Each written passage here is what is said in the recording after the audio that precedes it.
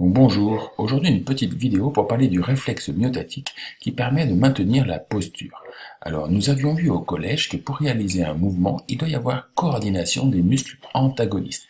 C'est-à-dire que lorsque le muscle extenseur du bras se contracte et que mon bras est tendu, je dois avoir obligatoirement la mise au repos du muscle fléchisseur. Et inversement, lorsque je fléchis mon bras, le muscle fléchisseur doit se contracter, évidemment, mais le muscle extenseur doit être au repos, sinon nous allons bloquer le mouvement et entrer en tétanie.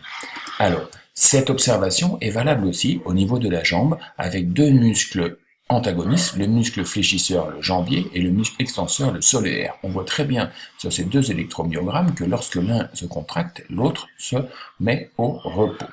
Donc, cette coordination entre les muscles antagonistes joue un rôle très important au niveau de la posture. En effet, pour maintenir la tête droite, par exemple, mais il en est de même pour la colonne vertébrale ou pour tenir debout, à chaque fois que ma tête va pencher un petit peu en avant sous la force de gravité, je vais avoir un étirement, une contraction des muscles extenseurs qui vont me faire relever la tête.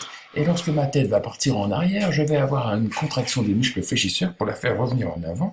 Donc en permanence, la coordination entre le muscle extenseur, le scalène, et le muscle fléchisseur, le muscle constricteur, va me permettre de maintenir ma tête droite. Mais comment cela marche-t-il si ceci n'a aucun lien avec la volonté? En effet, tout cela se passe par voie réflexe.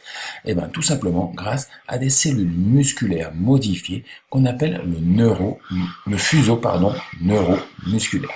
Ces cellules musculaires modifiées sont reliées à des fibres sensitives afférentes et sont sensibles à l'étirement des fibres musculaires.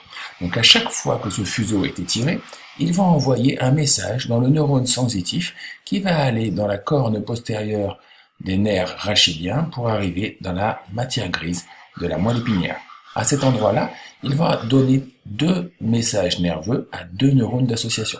Le premier neurone d'association va envoyer un ordre au neurone effecteur qui va donner l'ordre de contracter le muscle en réponse à l'étirement de ce muscle. Et un deuxième neurone, le neurone d'association inhibiteur, lui, va envoyer un ordre au muscle antagoniste de se relâcher.